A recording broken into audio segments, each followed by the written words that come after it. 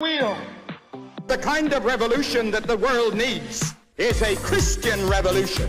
If you want a miracle, you've got to expect it to happen. You are the recipients of God's grace and God's blessings, and you rejoice in that reality.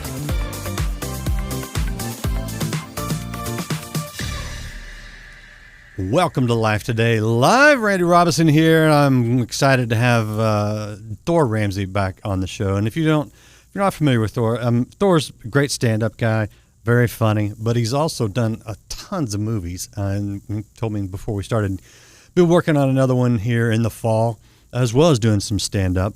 And I love creativity. I love humor. And I love people that also get across a serious point in a way that is entertaining, sometimes subtle or unsuspected, but effective. I think that's maybe why I like it. And so Thor's got a new book out. It's a novel, and you're going to figure out where it came from, but it is called The Honest Atheist. And so we're kind of storytelling, but making a point here. And so but that's why it's so much fun to have him on the broadcast. Thor, man, great. Appreciate you coming back on Life Today Live. Good to see you again. Thanks for having me, Randy. Good to be back. All right. I just lost my own audio, but we will fly with it. So, sorry, let me check that because I cannot hear you. Are you there? 1 2 1 2. Testing. Okay. 1 2. I will work on that. But right. So walk us through The Honest Atheist a little bit, and kind of give us the premise here, and we can talk about where it came from. Yeah. So basically, The Honest Atheist. Well, the premise is basically you have the predecessor of all the best-selling atheists from the last decade or so. All the what they call them, the new atheists. Sam Harris and Christopher Hitchens and all these guys. Well, this guy, Horton Murray, in the book, The Honest Atheist, he's basically the predecessor to all these guys. In the late 90s, he writes a book called The Honest Atheist. And his premise, to me, is the most honest premise of atheism, which is basically nihilism, which is basically, if we come from nothing, then nothing matters. And you can't make it matter. Ultimately speaking, nothing matters. You die, you cease to exist. Therefore, life literally has no meaning. Nothing has meaning. You can't pretend it. You can pretend it has meaning, which is what optimist atheists do today. But ultimately, when you boil it down, nothing has meaning. And so he puts that in his book, and he's calling atheists just to live out that premise honestly, because his contention is atheists aren't honest about the premise of life itself. Even if you look at people like Sam Harris and stuff, they still want to argue for morality and et cetera, right. Where we get morality, right. Because human beings, they don't like to suffer. So, you can do anything you want as long as you don't cause other people to suffer. But Horton Murray says that doesn't even have any meaning. It's arbitrary. That morality is arbitrary. So what happens is the narrator of The Honest Atheist is Sam Seitz, who was the same narrator for my last novel, The End Times Comedy Show. And Sam becomes good friends with Horton Murray because Horton used to be a journalist. And this novel actually started out with a good friend of mine who just died recently, Marshall Allen, who was a Pulitzer Prize nominated journalist, just a great guy. He got written up in all the major Christian periodicals on his death. But Marshall and I had been friends for, years, for 20 years, and he's had a hand, maybe over 20 years, but he's had a hand in everything I've ever written. Started out as my editor and then became my agent, and then throughout that we developed a friendship. But this was probably a decade ago. I was working on a nonfiction book on atheism, and Marshall encouraged me. He's like, well, why don't you go to an atheist meeting in Inland Empire, and why don't you try to let's try to interview Penn and Teller in Las Vegas. And so he just encouraged me to do this kind of journey, which is what a lot of journalists do. They go out, they make the journey, and you write about it. Yeah. And so the foundation of all those different interviews that I did, including the one with Penn and Teller, I eventually took all that material and I made it into this novel. And then the premise of the novel is basically Sam's nephew becomes good friends, with Horton Murray too, and becomes like his lackey. Not really a friend, but just he's a fanboy of this atheist author. But he takes the premise seriously, and then what he does is he takes it to a place that no one anticipated it going. So it begins kind of lighthearted and funny and everything, and then it really takes a turn, because the premise of the story is taking your life premise to its logical conclusion. If you literally believe there is no God and we come from nowhere and nothing really matters, then if you really whatever you want, then that's really that's what happens in this story. I don't want to give away what exactly happens, but that's the idea. That's the premise. So we won't ruin the book for you guys out there, but I think you don't have to look far in history to find out what happens with this philosophy, this idea. Because I think you see it in politics today. Well, somebody said this at the if you've been watching the RNC, the Republican National Convention, if you've been watching it, somebody did say this, and this may not be an exact quote, but I'm paraphrasing. It's a worldview divide. It's a worldview divide. These two platforms, and people talk about this today, how divisive our culture is today, and I agree with that to a degree. But I think what we're really seeing is, when those of us who've been, Christians for over 20 years, think back of the days when there was a cultural Christianity, and we complained about that. We see now that cultural Christianity is actually Christianity bearing fruit in the society, being salt and light. Yeah. So even though you have people who may not be Christians truly, they still retain Christian values. Yeah. Judeo-Christian values, and it brings salt and light to culture. And I think what we're seeing today is one side of culture still wants to retain that, and the other side is giving it up. And not just giving it up, they have gone the opposite direction, basically from a Christian worldview, calling what is evil good and what is good evil. Right. And so to me, it's like, this is what this book plays into, is like, where does this divisiveness and where's this mindset come from? It's like, well, if you take it to its logical conclusions, there's a godlessness to much of the politics on the left. And okay, so you brought it up, so I'll go there. But that's right. That's rather my point with a lot of Christians I know who don't like Donald Trump's personality, and I'm always like, we're not. It's not the personality; it's the policies. That's my first point. Well, but that and I come from, in terms of, like, I didn't know much about J.D. Vance. I didn't either. But in 2016, I really struggled with Donald Trump. I did too. As a person. Oh, I didn't like him at all. He but trashed my candidates. I will tell you this. After I saw what he did with his policies, I became a Trump supporter. And I'm not ashamed to say it now, because it wasn't the man I voted for. It was the policies and the platform. And he kept his word in fulfilling those things. And I live in California, which is the home of the most insane politician, Gavin Newsom, on the face of the earth, a man who is like, have you not been watching any, even if you're a politician, was like, hey, what way is the wind blowing? And you might watch the first couple of days of the RNC, like, during that, you're going to pass a bill that takes away parental rights in California? You are absolutely insane. Yeah. And Gavin Newsom's the worst. He's a horrible leader, and his policies are horrible. His worldview is horrible. And it's horrible, and it comes out. The fruit of who he is bore out into our culture, and it's a disaster. Well, as you might have seen, Elon Musk is leaving. He is, and he's coming to Texas. We welcome him. How do you really feel about Governor Newsom, Thor? Tell us how you really feel. Well, yeah. I can't. So, but here's my thing. Pull back on that. Yes, I was concerned about how Trump would govern the first time, and he governed, I thought, very well from a policy standpoint.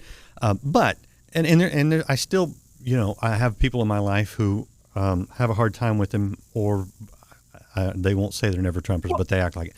So. But they're conservatives. They're Christians, right? And my point is, your point. What's your option?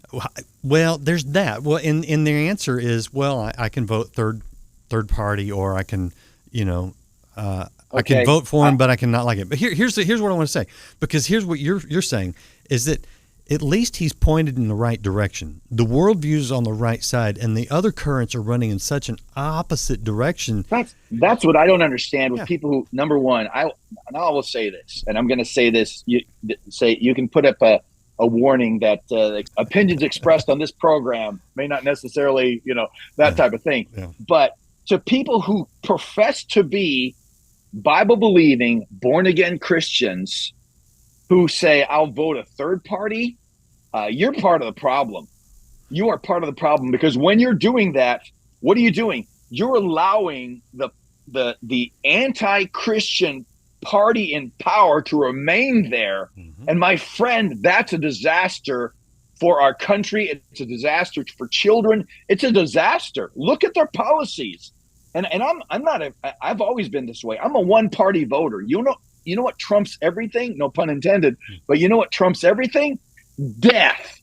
Death trumps everything. And so if you can support a platform that supports death, the murder and slaughter of innocent unborn babies, oh my word, my friend, where are you? Where's your humanity? Where's your soul? Yeah. It's like whatever you dislike about the conservative platform, it is not death. Yeah. I will tell you that. I actually agree with you. I feel very strongly. As an adoptee, as an unwanted pregnancy and an unplanned child who is adopted, I do have a problem with. We have two adopted children. Oh yeah, we have one biological child, two adopted children. So this is not just. I'm just not motor mouthing this. We've stood up with our lifestyles in terms of being pro-life, not just in our verbiage, but pro-life in our actions. Yeah. Okay. So you can't bring that. But I'm just saying, it's like this is. But to me, again, it comes to this worldview divide, and is it a world with God or a world without God? Right. Okay. So I'm going to shift us back to Thor's latest book, which is called The Honest Atheist, and this bears. I mean, you can see it bears consequence in even our politics and in the way we vote. But it's a worldview. It's not new, and historically we've seen people who have said there is no God. And they end up usually abusing people, taking whatever they can because it's survival of the fittest. It's Darwinism, very much. And I think what the average person might ask, Thor, is, okay, well, you're looking at the most extreme examples of these things, your Maos, your Pol Pots, your Stalins. Most atheists are actually really nice people, and they do have a sense of morality that is for the common good. It comes from society. So really, you can be a good atheist, can't you? Well, I don't deny that. I think atheists can be as moral as any Christian, if not more moral. That's not the point. The point is their morality doesn't matter, number one. Number two, when you do examine their morality generally goes left and far left, for particular reasons. But the reason they have a morality is not because of society. They have morality because you can live in denial of God's reality. You just can't live outside it. And God has written his laws upon the human heart. So everyone has a morality. Now, my argument to Christians and why this is still a viable issue is because I've heard people say, like, the new atheists are irrelevant now. They're old hat. Right. They're not popular anymore. Right. But I'm going, well, they're not popular anymore because it's become mainstream. Atheism now is mainstream. You can see it in every watch, in whatever you're taking in entertainment wise. Yeah. It is now. I'm using what people might say is incendiary language, but it is godless, which just means God is not involved. Mm-hmm. He's never involved in the plot line. He's never involved in the story. I was just watching the other day, an older movie called 12 Mighty Orphans, which is about a football coach in like the 1920s of orphans. Right here in Fort Worth, just a few miles from where I am. Yeah. Well, I don't know if this is part of the true story. I didn't happen to read the book that the movie was based on, but he's promoting the inspirational part supposedly is he's telling these orphans, and from an evolutionary standpoint, they're going to be the fittest. It's survival of the fittest, which is not an inspirational point of view ever. It's like, no one, where did we hear a squeak? But the point I'm trying to make is that atheism is mainstreamed. And this is why the platform of the left and the Democrats is godless at its core. There's not a room there, generally speaking, for really sincere Bible-believing Christians and sincere people who believe in God. And I'm saying it's because it's mainstream. Now, I think our goal and our job as Christians is to push back on this, and I think that's what one of the things this book does and really drives home is just one major point, and that is the point of morality. Like Christians, you don't have to know, you don't have to be like you don't have to have a PhD in microbiology or anything like that to have an intelligent conversation with someone who's an atheist. And the point you just want to drive home is morality. You have a morality. You know you have a morality. Every atheist has a morality. Most of their objections to the existence of God. Where did I just see this last night? In another movie. What was it? I was trying to think what I was watching. Oh, it was just on sale for $4.99, so I bought it. Which was A Haunting in Venice, which is based on an old Agatha Christie novel. Yeah. So it's a whodunit, and I love whodunits. And it was a well-made movie, but the character again makes the argument that there is no God based on what? His version of morality. He's got an objection to the God of the universe saying, I don't believe God exists, because if he did, he would run the universe the way I would run it, is really the argument. Right. And it's a moral objection. They make a moral objection. So the issue then is, where do you get that morality? What's your morality based on? And you keep pushing. You keep pushing that question and pushing that question and pushing that question. And because the bottom line is, if there is no God, then I think it was Solzhenitsyn. Was it Solzhenitsyn or Dostoevsky? One of those Russian guys basically said, then everything's permissible. Yeah. If there's no God, then everything is permissible. And that is philosophically solid.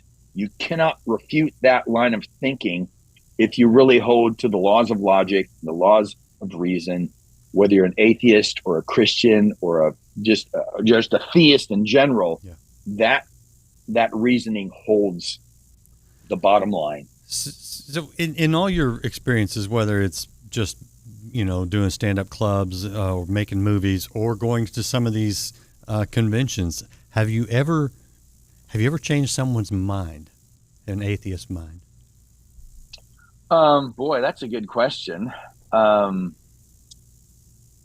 never had an atheist admit I've changed his mind. right. Though we've had some really good conversations, and I will say this: I've had them concede a point. And that point is, and I've pressed this very conversation. Matter of fact, a lot of the conversations in this book are based on actual conversations I had. The conversation I had with Penn and Teller, which was an ambush conversation in Las Vegas, because they wouldn't grant me a legitimate interview with them. But I found out that after every show, they stand there and they talk to their fans. Oh, wow. And so my Marshall Allen, my editor at the time, and my agent, we went to their show, and afterwards we stood in line and, talked. We stood in line, and then I asked them a few questions.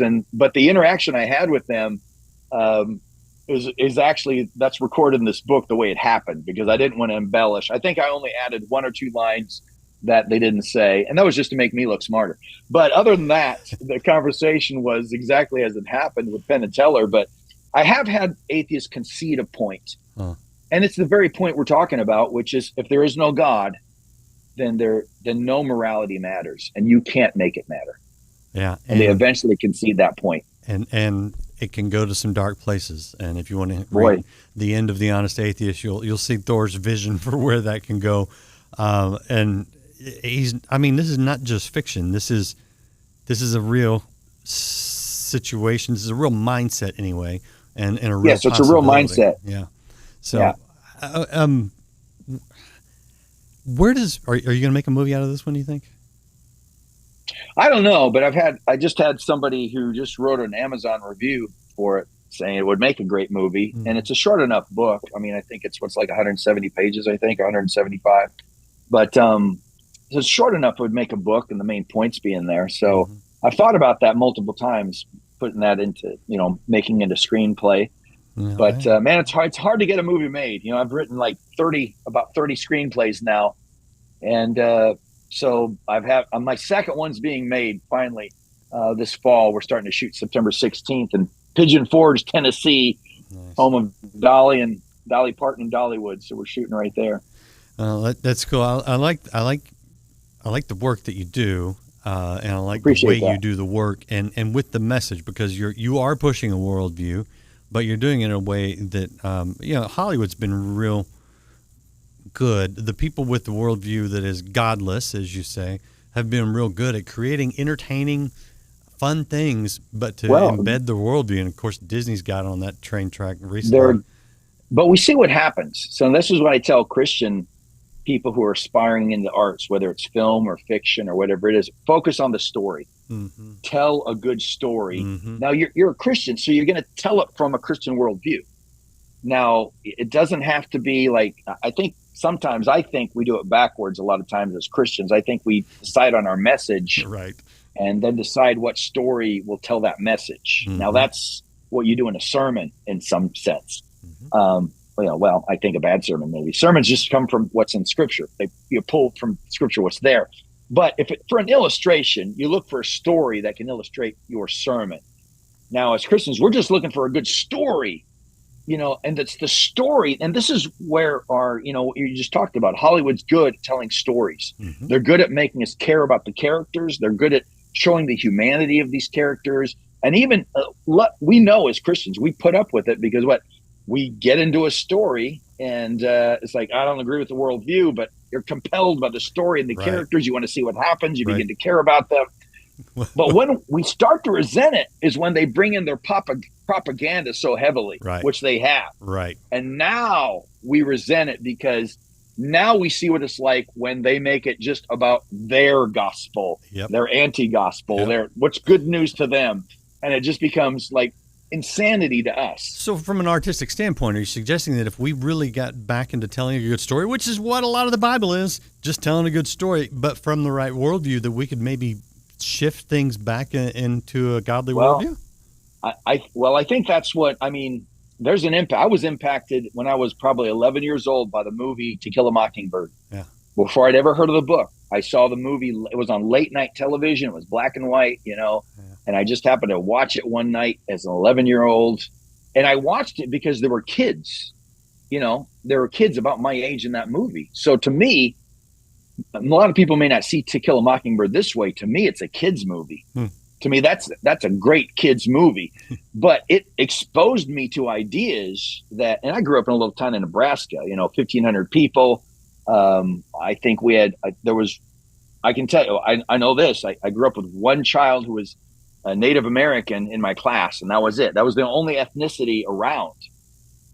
So To Kill a Mockingbird showed me to me, it had the right point of view regarding race relations and stuff, but it taught me a valuable lesson that really impacted my view as a child. So now here's the thing. It was a worldview thing. It was a really good story. That's what got me involved. Yeah. It just happened to have that particular worldview. Yeah. So we got to get good at telling stories. Tell good stories with good characters, and you should do that from a Christian worldview. And to me, that's great advice for anybody wanting into this space. Somebody asked me one time, I can't remember if it was in one of these interviews, but it was in public. I said, "What's your favorite Christian movie?" And I just went 7, which is the Brad Pitt, right? Yeah, on the 7 deadly sins, right? And it's like it's a dark movie. So hey, if you haven't seen it, I'm not saying go out and see it, but it was that it showed a godly worldview, even though it was pointed towards destruction, and it's a beautiful film from an artistic standpoint. That's the thing about a Christian film or any Christian worldview. Maybe your movie is only highlighting one aspect of biblical truth, right? Instead of all. You can't always tell. Here's the thing: God has ordained a way for the message of the gospel to be spread, and to be frank, it's not through movies and books and novels. It's through the preaching of the gospel. Yeah, right. Now, again, can movies supplement that? Can novels supplement that? They can. But my point is, just get good at telling the story in a compelling way. And sometimes your story may only highlight one aspect of truth, which is what? There's none righteous, no, not one. Right. And Hollywood sometimes tells that story in a good way. Yeah, yeah. So what's your favorite? What's your favorite Christian movie, Thor Ramsey? My favorite Christian movie. And you can't say one of yours. Well, okay. No, Outside. I will say this. I say that one of the best Christian films I've seen in a long time was what was the name of it? It was the lady's name. I'm trying to think of her name. But it was, so the guy who wrote Tortured for Christ, which they did make a movie out of, his wife, Sabina. Yeah. Yes, that was the name of the movie, Sabina. Mm-hmm. And if you haven't seen it, Yeah. it is one of the best Christian films I have seen in the last few years. I mean, overtly Christian. It was made by Christians. Yeah. The Christian message, really, really well done film, deserves a wider audience. John Groders, who directed that, is actually directing. I'm not just saying this because he's directing our film coming up, but that's the reason we got him involved in our film, is because I saw that film. Gotcha. And I'm like, that's a really good film. Really good. Well, yeah. And I think you can see it for free if you go to the Voice of the Martyrs website.